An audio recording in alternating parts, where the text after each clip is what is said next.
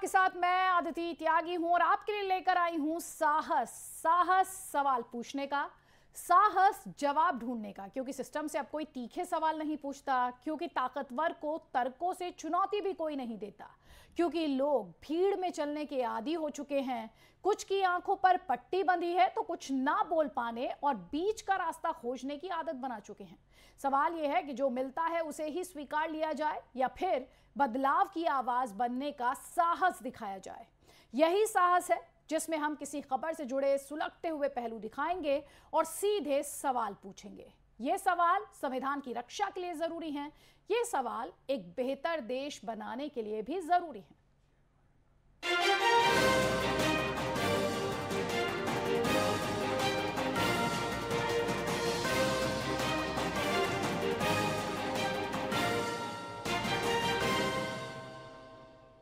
हम और आप अपने नेताओं को संसद, विधानसभा या फिर नगर निगम क्यों भेजते हैं? किस लिए? इसीलिए ना, ताकि वो आपके मुद्दे, हमारी समस्याओं को उठाएं, आपके लिए बिजली, पानी, रोजगार पर बात करें, आपकी नौकरियों की फिक्र करें, आपकी जरूरतों की आवाज बने, ना कि इसलिए कि वो वहां पर लात घूसे चलाएं, माइक तोड़ दें, टेबल उठाकर फेंकें, पेपर वेट खींचकर मारें, एक दूसरे के कपड़े फाड़ें, बाल नोचें। बाहर किसी चौराहे पर अगर ऐसा होता है तो आपको पता ही है कि पुलिस कैसे खींच कर ले जाती है। लेकिन ये लोकतंत्र की अनलिमिटेड छूट है या फिर क्या है कि नेताओं को इससे इम्यूनिटी मिली हुई है? एक तरह का वरदान है कि कोई आपका कुछ नहीं बिगाड़ सकता। 8-10 साल के बच्चे ऐसा करें तो माता पिता शर्मसार होने लगते हैं, पनिशमेंट भी देते हैं। लेकिन समझदार उम्र के जनप्रतिनिधि ऐसा करते हैं तो कौन शर्मसार होता है जानते हैं? देश शर्मसार तो होता ही है, पनिशमेंट के नाम पर भी कुछ खास नहीं होता। तस्वीरें आप लगातार देख ही रहे हैं। दिल्ली की एमसीडी में कल रात से लेकर आज सुबह तक क्या हुआ? मेयर का चुनाव आम आदमी पार्टी जीत गई, डिप्टी मेयर का भी जीत गई। उसके बाद बारी स्टैंडिंग कमेटी के चुनाव की थी। रात भर सिर्फ हंगामा ही नहीं हुआ, बल्कि कई बार नेताओं ने एक दूसरे का गिरेमा पकड़ लिया। वैसे ऐसे दृश्य आपने देश की कई विधानसभाओं में देखे हैं, लेकिन ये कहकर छूट नहीं दी जा सकती कि जब बड़े बड़े नेता ऐसा करते हैं तो फिर छोटों को क्या कहें। बिल्कुल कह सकते हैं, क्योंकि ये सारा तमाशा जिस खर्च पर हुआ है वो सारा पैसा हमारी और आपकी जेब से जाता है।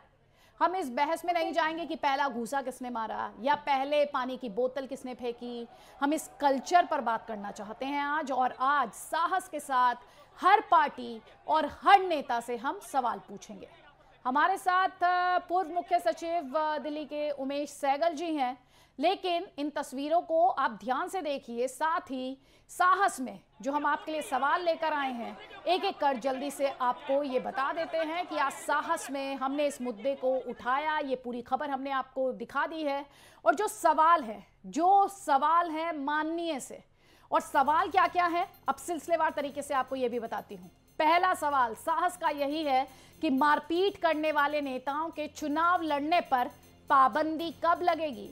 ये नेता मारपीट करते हैं, इम्यूनिटी की दुहाई देते हैं, इन पर एक्शन नहीं देखने को मिलता। हमारा सवाल ये है कि क्या ये आपका जनप्रतिनिधि बनने लायक हैं, जो इस तरह से कानून व्यवस्था को हाथ में ले लें, जो खुद बेकाबू हो जाएं, जिन्हें संयमित होना चाहिए, वो इस तरह से लड़ाई कैसे कर सकते हैं, मारपीट कैसे कर सकते हैं? और इसीलिए साहस में हम ये सवाल उठा रहे हैं कि मारपीट करने वाले नेताओं के चुनाव लड़ने पर पाबंदी कब लगेगी? उमेश सहगल जी, यही सवाल मेरा आपसे भी है।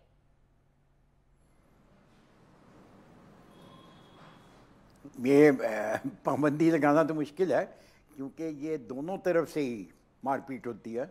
ये नहीं है कि एक बंदे ने की, दो आदमियों ने की। अगर आप पाबंदी लगाएंगे तो पूरे 250 लोगों पर ही पाबंदी लग जाएगी। बट पॉइंट ये नहीं है कि पाबंदी लगाती हैं कि नहीं लगाते, मगर ऐसा बिहेवियर होना ये मतलब डेमोक्रेसी को बिल्कुल गुड बाय करने वाली बात है। इसीलिए मैंने आपसे कहा कि पाबंदी लगा दीजिए। अच्छी तरीके से चलानी है भाई, इन्हें तो मिसाल बनना है ना, इन्हें जनता के लिए मिसाल बनना है। अगर जनता के लिए जिन्हें मिसाल बनना है उनका ये हाल है तो ये जनता को क्या सिखाएंगे और जनता का क्या काम करेंगे? तो जनता ही पाबंदी, अगली इलेक्शन में जनता ही पाबंदी लगाएगी ना। मगर अब ये है कि अब इनका बिहेवियर अगर 5 साल ऐसे ही रहा, अभी तो चलो शुरू में एक्साइटमेंट है, नई नई इनको जोश है, नए इनकी वो जो है, बट आप अगर ये 5 साल ही चलता रहा तो जनता एक भी इनको से वापस नहीं लेके आएगी, सारे के सारे अपने घर में बैठे रहेंगे सारी अपनी ज़िंदगी। तो अब ये बिहेवियर इनको कब तक करना चाहिए, क्यों कर रहे हैं, क्यों नहीं कर रहे हैं, इसका सवाल पूछना आसान है, जवाब देना मुश्किल है कि ऐसा क्यों कर रहे हैं। वो कहते हैं वो कर रहे हैं, हम कहते हैं हम नहीं कर रहे, वो कहते हैं ये कर रहे हैं, हम नहीं कर रहे। उमेश सहगल जी, तो कौन कर रहा है इसको? I'm sorry, लेकिन हम इस लड़ाई में क्यों जाएं कि किसने पहले हाथ उठाया और किसने बाद में हाथ उठाया? क्या जनप्रतिनिधियों को इस तरह का व्यवहार, जो तस्वीरें हम अपने दर्शकों को दिखा रहे हैं, और मैं सुनवा भी देती हूँ और दिखा भी देती हूँ, जरा ये तस्वीरें फुल स्क्रीन लेकर आइए और इन तस्वीरों में क्या आवाज है, क्या हो रहा है, जरा फुल स्क्रीन दर्शकों को दिखा दीजिए। उसको किस तरीके से फेंका जा रहा है और अभी यहाँ पे अब देखिए पूरा ये यहाँ पे तोड़फोड़ जो है वो यहाँ से आप देख सकते हैं कि जब सदन की कार्रवाई शुरू हुई है फिर देखिए धक्का मुक्की यहाँ पर हो रही है। देखिए लाइव तस्वीरें हम आपको दिखा रहे हैं, किसी में धक्का मुक्की हो रही है, जो जहाँ से अनाउंसमेंट किया जा रहा था किस तरीके से उस जगह को तोड़ा जा रहा है। और अभी यहाँ पर आप देखिए कि पूरे जो पार्षद है वो यहाँ पर बेल से अब ऊपर की तरफ मेयर बैठे जा चुके हैं। देखिए यहाँ पर जो वो बॉक्स है उसको किस तरीके से फेंका जा रहा है और अभी एक और पार्षद आम आदमी पार्टी से यहाँ पर आए हैं और वो देखिए किस तरीके से फुटेज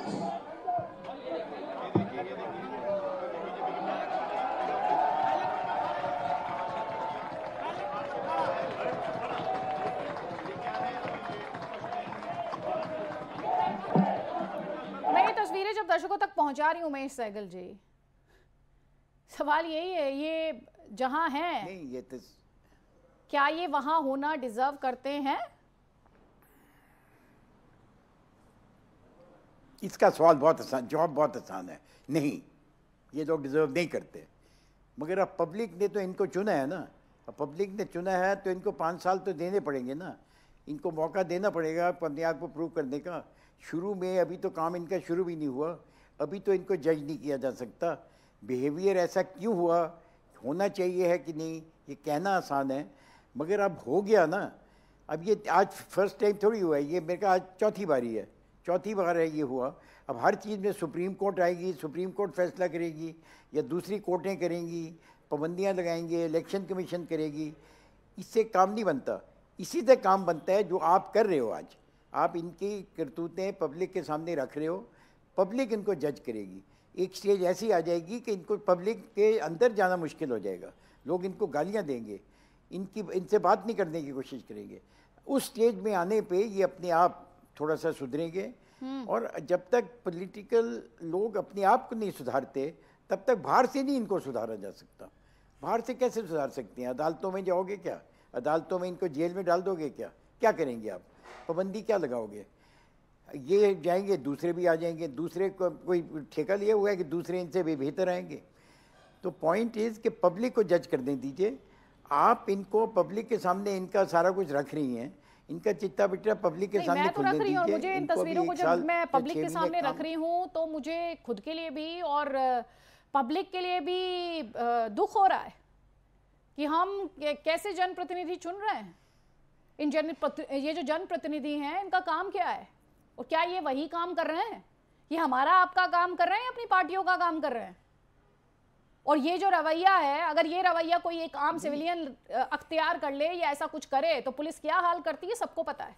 इसीलिए साहस में मेरा अगला सवाल ये है उमेश जी, अगला सवाल साहस का यही है कि एमसीडी में ये तोड़फोड़ करने वाले, ये मारपीट करने वाले नेता जनता से माफी कब मांगेंगे? क्योंकि ये जिस चेयर का अपमान कर रहे हैं, जिस भवन में मौजूद हैं, वहां तक इन्हें जनता ने पहुंचाया है। तो ये आपसी खींचतान बीजेपी और आम आदमी पार्टी की नहीं है, ये इस वक्त जनता को अपमानित किया जा रहा है। ये माफी मांगेंगे? माफी मांगने के लिए क्या कहती है रूल बुक? आपका पॉइंट बिल्कुल ठीक है कि जनता के साथ ये नाइंसाफ़ी की जा रही है। जनता ने आपको चुना है, लड़ाई झगड़ा करने के लिए नहीं चुना, आपको काम करने के लिए चुना है। और आपने उनके सामने बहुत लंबे लंबे वादे रखे हैं, दोनों पार्टीज़ ने या तीनों पार्टीज़ ने वादे रखे हैं। अब आपके सामने मौका आया कि उन वादों को पूरा कीजिए, और आपको कुछ समय मिला है, 5 साल मिले हैं उन वादों को पूरा करने के लिए। अब शुरू में ये प्रॉब्लम हो रही है, मैं समझ सकता हूँ। ये टीथिंग ट्रबल्स हैं, ये सारे अभी एक्चुअली पॉलिटिकल जो सीढ़ी है उसकी पहली सीढ़ी पे है ये। अभी तो इनको और बहुत सीढ़ियाँ गुजारनी हैं। तो इन सीढ़ी में इनके लिए आप ये एजुकेशन समझिए। बाकी जगह ऐसी होती हैं जहाँ पार्टी सिस्टम है ही नहीं। कई नगर पंचायत ऐसी हैं जहाँ पार्टी सिस्टम नहीं है, कई स्टेटों में। यहाँ पार्टी सिस्टम है तो पार्टीज इन पे इंटरफेयर कर रही हैं। अब क्योंकि अब मेयर की इलेक्शन हो गई है, मुझे लगता है मेयर को अपनी कुर्सी से ऊपर उठना चाहिए, अपनी पार्टी से ऊपर उठना चाहिए। और जिस तरह स्पीकर है अपोजिशन की और रूलिंग पार्टी की मीटिंग बुलाते हैं असेंबली सेशन से पहले, तो ये इनको भी, मेयर को भी ऐसा करना चाहिए। ठीक है, पार्लियामेंट का बिहेवियर भी बहुत अच्छा नहीं है। बात करते हैं उमेश बहुत जी, अच्छा एग्जांपल। जब मैं ये इस तरह की खबरें अपने दर्शकों तक पहुंचाती हूँ तो मुझे हमेशा लगता है, हम ऐसे कहते हैं ऐसा होना चाहिए, ऐसा होना चाहिए, लेकिन क्या ऐसा होता है? हम एक के बाद एक जनप्रतिनिधियों का ये इस तरह की तस्वीरें ये नई नहीं हैं, ये राज्यों की विधानसभा से आती हैं, पार्लियामेंट से अनुशासनहीनता की तस्वीरें आई हैं। इस वक्त हम इसी सीरीज में लेटेस्ट तस्वीरें अपने दर्शकों को दिखा रहे हैं। एमसीडी से इस बार ये तस्वीरें आई हैं। ये सिलसिला थमेगा कब? क्योंकि साहस में हमारा अगला सवाल इसी से जुड़ा हुआ है और आगे हम आपको इन नेताओं के पॉलिटिकल रिएक्शन भी दिखाएंगे, क्योंकि आज वो रिएक्शन भी देखना आपके लिए जरूरी है। इनकी जवाबदेही और अकाउंटेबिलिटी फिक्स करना आज बहुत ज्यादा जरूरी है। तो ये बीजेपी और आम आदमी पार्टी की जंग जो है, जो अभी दो पार्टियों का जिक्र कर रहे थे उमेश जी भी, ये एमसीडी को बर्बाद कर रहे हैं या जो आपसी खींचतान है? हम पहले क्या देखते थे, स्टेट लेवल पर सेंटर बनाम स्टेट होता था, दिल्ली पुलिस पर होता है सेंटर बनाम स्टेट, अब एमसीडी में भी हो रहा है। बीजेपी और आम आदमी पार्टी की ये जंग जो है, क्या एमसीडी को बर्बाद करेगी? ये सवाल है। लेकिन उससे पहले इन मान्यों के जरा रिएक्शन आप देखिए, क्या कहते हैं, सुनिए। जो कुछ उन दोनों ने सदन में किया वो सदन की मर्यादा के खिलाफ था और साथ ही सुप्रीम कोर्ट का जो आदेश था उसका भी पालन नहीं किया गया। उन्होंने बार बार कोशिश करी कि चुनाव टल जाए और बार बार इसी वजह से हमें सदन को स्थगित करना पड़ा और उन्होंने एक्चुअली में कोर्ट ऑफ कंटेम्प्ट करा, जो बिल्कुल गैर कानूनी है। तो हम इस पर विचार करेंगे अगली बैठक पर। वोट डाल दिया अपना, उसमें बीजेपी के भी लोग हैं, उसमें आम आदमी पार्टी के लोग भी हैं। उन्होंने अपना वोट डाल दिया ना, उनके वोट दोबारा कराया जाए, इसके कारण क्या है? जो एक्ट है उसमें भी कहीं मोबाइल पर रोक नहीं है कि मोबाइल नहीं ले जा सकते। जबरदस्ती, क्योंकि हर चुनाव ये हार रहे हैं, मेयर में हार गए, डिप्टी मेयर में हार गए, स्टैंडिंग कमेटी में हारेंगे, तो हार से इतना बौखला, मतलब दिल्ली के 2 करोड़ लोगों ने हरा दिया, वो नहीं माना। मेयर में हार गए, डिप्टी मेयर में हार गए, वो नहीं पचा पा रहे। अब स्टैंडिंग कमेटी में हार रहे हैं, वो नहीं पच रहा इनका। भारतीय जनता पार्टी के लोग हंगामा करते रहे, लड़ाई झगड़ा करते रहे, मारपीट करते रहे, मेयर के ऊपर भी हमला किया, बैलेट बॉक्स चुरा के भागने की कोशिश की गई। एक पार्षद हैं अमित नागपाल, उन्होंने बैलेट पेपर की जो पूरी की पूरी बुक है उस बुकलेट को फाड़ दिया और फाड़ के फेंक दिया। ये सबके सामने है, कैमरे में आया है। तो ये तो लोकतंत्र के खिलाफ एक बहुत बड़ा अपराध है और इसकी सजा उनको मिलनी चाहिए। और भारतीय जनता पार्टी जिस तरीके से चुनाव से भाग रही है, अपनी सत्ता को जो उसके ऊपर काबिज है एमसीडी के ऊपर, उसको जो है वो छोड़ना नहीं चाह रहे हैं। भारतीय जनता पार्टी पूरी तरह से फ्रस्ट्रेट हो चुकी है। मेयर और डिप्टी मेयर चुनाव हारने के बाद वो स्टैंडिंग का चुनाव नहीं कराने देना चाहते हैं और ये इस तरह की हरकतें कर रहे हैं जो कि पूरे की पूरी दिल्ली की जनमानस और जनता का जो वोट है उसका एक तरीके से अपमान है, निरादर है। दिल्ली में महापौर आम आदमी पार्टी का बना, उप महापौर आम आदमी पार्टी का बना, नंबर आम आदमी पार्टी के पास है, तो निश्चित रूप से स्टैंडिंग कमेटी में आम आदमी पार्टी का बनेगा। डर तो भारतीय जनता पार्टी के लोगों को है, उन्हें अपने पार्षदों में विश्वास नहीं है। अरे ऑपरेशन लोटस करने का काम तुम्हारा, भारतीय जनता पार्टी के लोगों, आम आदमी पार्टी का नहीं है। अरविंद केजरीवाल जी के पार्षद है, ये अपनी जान दे सकते, बिक नहीं सकते, और एक एक पार्षद ने आम आदमी पार्टी को वोट दिया। तो हम आपको ये दिखा रहे हैं कि कैसे नेताजी क्या कह रहे हैं और दूसरी तरफ तमाशे की पूरी टाइमलाइन जो है ये भी आप ध्यान से देखिए कि कैसे पहले मेयर और फिर डिप्टी मेयर चुने गए आम आदमी पार्टी के और उसके बाद 11 बजे स्टैंडिंग कमेटी के लिए जो ये वोटिंग है उस पर हंगामा हुआ है, जिसमें आप देख रहे हैं कि आम आदमी पार्टी बीजेपी पर आरोप लगा रही है। आरोप ठीक है, लेकिन ये जो कुछ हुआ है 12:30 बजे पानी की बोतलें फेंकना, रात से सुबह तक पार्षद सदन में डटे रहे, हाथापाई हुई, किस तरह से एक दूसरे को पर हमला किया गया और सुबह 10 बजे सदन की कार्यवाही शुक्रवार तक के लिए स्थगित करनी पड़ी। लेकिन यहां पर समझने वाली बात यह है कि पॉलिटिकल आरोप अपनी जगह है। उमेश सहगल जी, बीजेपी और आम आदमी पार्टी की जंग में एमसीडी क्यों बर्बाद हो, उसका तो सीधे जनता से ताल्लुक है। ये तो आपका पॉइंट ठीक है, एमसी क्यों बर्बाद हो, बट कम से कम एक अच्छी चीज़ है एमसीडी में कि जो एग्जीक्यूटिव पावर्स हैं वो अभी कायम है। जो कमिश्नर हैं, डिप्टी कमिश्नर्स हैं, जो इंस्पेक्टर्स हैं, वो फंक्शन कर रहे हैं, वो इनके तहत नहीं आते। मगर ये है कि नई स्कीमें स्टैंडिंग कमेटी सेंक्शन करती है, पॉलिटिकल लीडरशिप मेयर देते हैं, और ये ज़रूरी है, ये पॉलिटिकल लीडरशिप बहुत ज़्यादा ज़रूरी है अगर काम पब्लिक के इंटरेस्ट में किया जाना है। तो आप दोनों पार्टी मिल के काम करें, मैं तो यही कहता हूँ कि इनकी बहुत ज़्यादा वोट का फ़र्क नहीं था, वोट मोरलेस 1-2% का फ़र्क था, सीटों का भी बहुत ज़्यादा फ़र्क नहीं है। अभी तक जितनी भी एमसीडीज पिछले 3 साल में हमने 3 टर्म्स में देखी हैं, उनमें दोनों एक पार्टी की बहुत ज़्यादा सीटें आ जाती थी, दूसरे की कम आती थी। अब ऑलमोस्ट बहुत फ़र्क नहीं है, ज़्यादा फ़र्क नहीं है। तो कम से कम दोनों को मिल के चलना चाहिए। मेयर कम से कम सारी दिल्ली का मेयर है, जिस जगह पे आम आदमी पार्टी जीती वहाँ का भी मेयर है, और यहाँ से हारी वहाँ का भी मेयर है। अगर वो अपने आप को उठा लें, मिलजुल कर ये पार्टी काम कहाँ करना चाहती है। अभी आपने सुन लिया आम आदमी पार्टी क्या कह रही थी, आरोप लगा रही थी, बीजेपी को सीधे तौर पर कटघरे में खड़ा कर रही थी। ये जो दुर्व्यवहार हुआ, ये जो अपमान हुआ लोकतंत्र का, इसके लिए सीधे तौर पर वो बीजेपी के जो पार्षद हैं उन्हें कटघरे में खड़ा कर रहे हैं। अब आपको ये भी सुनवा देते हैं, आप कह रहे हैं ना दोनों पार्टियां मिलकर काम करें। दोनों पार्टियों का हाल क्या है पहले हमारे दर्शकों के लिए आज वो देखना और समझना बहुत ज्यादा जरूरी है। आम आदमी पार्टी ने जो बीजेपी पर आरोप लगाए वो हमने आपको डिटेल में सुनवा दिए।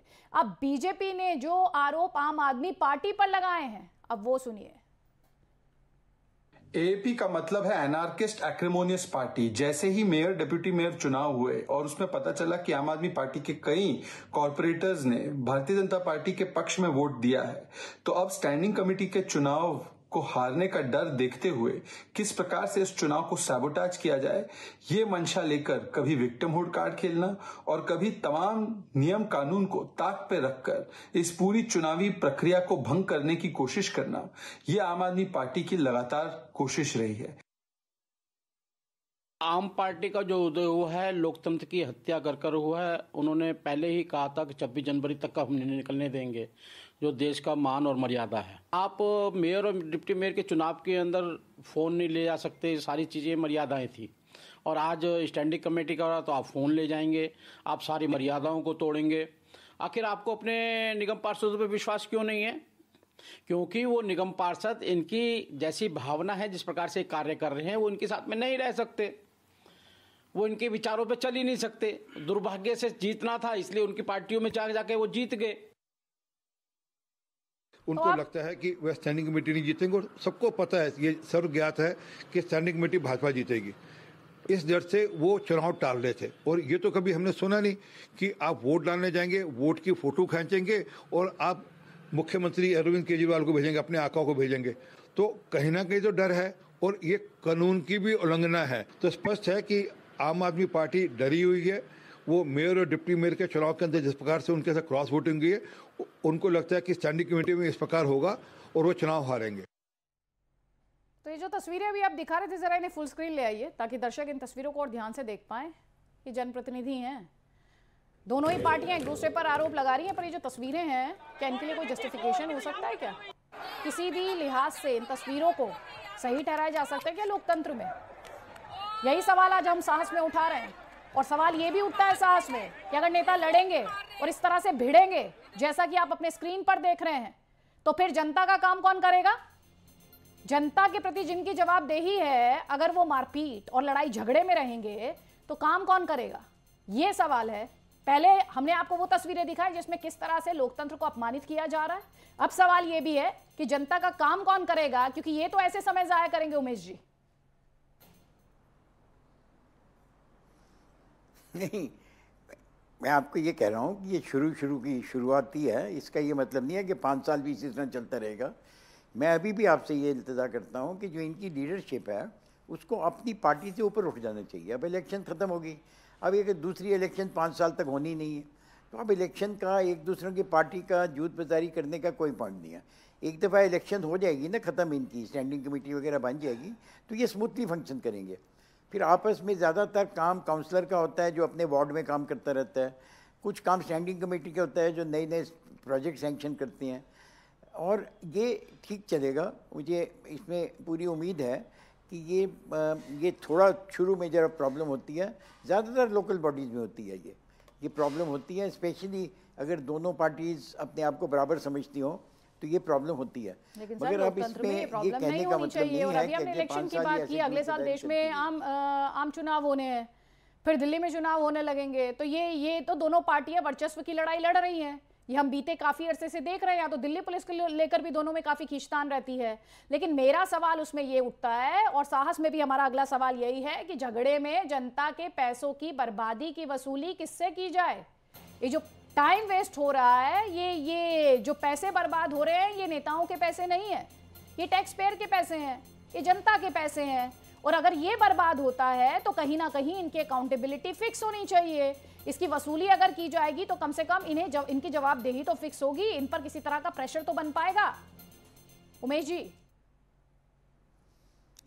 एक बात बिल्कुल सर्टन है कि अगर यही युद्धबाजारी 1 साल या 6 महीने और चलती रही और इनकी कोई इलेक्शन नहीं हो पाई, कोई काम नहीं हो पाया, तो ये एक प्रोविजन है आपके एक्ट में, इसको सुपरसीड कर देंगे। ये सुपरसीड करके एक दूसरी बॉडी टेक ओवर कर लेगी और काम करती रहेगी। सो दिल्ली के लोग ना सफ़र करें, इसके लिए काफ़ी प्रोविजंस हैं। मगर मुझे पूरी उम्मीद है कि ये पॉलिटिशियंस खुद अपनी ड्यूटी समझेंगे, संभालेंगे। एक दफ़ा ये इलेक्शन हो जाए, शुरू में होता है ये गर्मी होती है, और ज़्यादातर इसमें लोग ऐसे होंगे जो पहली दफ़ा पॉलिटिक्स में आए हैं, जो कम से कम आदमी पार्टी। तो चलिए फिर तो और भी ज़्यादा ज़रूरी हो जाता है ना उमेश जी कि इन्हें मैनुअल पढ़ाया जाए, इन्हें रूल बुक पढ़ाई जाए। और क्या वसूली का कोई प्रावधान है? क्लैरिटी के लिए मैं आपसे जानना चाह रही थी। नहीं, पढ़ाना से पढ़ता कोई नहीं है, सबको पता है कैसे काम करना है। सब ने अपने अपने मन में सोचा होगा हम अपने वार्ड की इस तरीके से इम्प्रूवमेंट करेंगे। ऊपर की जो इनके लीडरशिप है उन्होंने सोचा होगा कि हम दिल्ली को ओवरऑल इम्प्रूवमेंट कैसे करेंगे। ये नहीं है कि इन्होंने सोचा नहीं होगा। ये शुरू की थोड़ी सी एक्साइटमेंट है, थोड़े ये आप समझिए कि ये अभी किंडरगार्टन के या प्राइमरी स्कूल के बच्चे हैं। अभी जब पॉलिटिक्स में थोड़ा सा इनका और एक्सपीरियंस आएगा तो ये थोड़ा जब हाई स्कूल तक कितना नुकसान कर रहे हैं, माइक उठा के फेंक रहे हैं, सामान उठा के फेंक रहे हैं। ये पैसा किसका है? ये पैसा जनता का तो है सर। ये कब सीखेंगे? क्योंकि ये इस तरह की तस्वीरें आती रहती हैं। इसीलिए साहस में मैं बार-बार आपसे आज मैंने यही सवाल उठाया कि इनकी अकाउंटेबिलिटी फिक्स कीजिए। ये जो पैसे की बर्बादी कर रहे हैं, इसके लिए इन्हें अकाउंटेबल होल्ड किया जाना चाहिए। क्योंकि अगर ये जो अभी आपने झगड़े की तस्वीरें देखी, ये अगर किसी गली नुक्कड़ में हो या कहीं भी हो, तो जो लोग इसमें इन्वॉल्व होंगे उनकी जवाबदेही, उनकी जिम्मेदारी फिक्स की जाएगी। तो फिर जनप्रतिनिधियों को ये डिस्काउंट क्यों? क्योंकि ये प्रतिनिधि तो जनता ने चुने, जनता के लिए काम करने के लिए चुने हैं। तो ऐसे में वक्त की बर्बादी, पैसे की बर्बादी और जनता के पैसे से लाए गए सामान की भी बर्बादी उचित नहीं ठहराई जा सकती। साहस में बहुत बहुत शुक्रिया उमेश जी हमारे साथ जुड़ने के लिए। एक छोटे से ब्रेक के लिए रुक रहे हैं।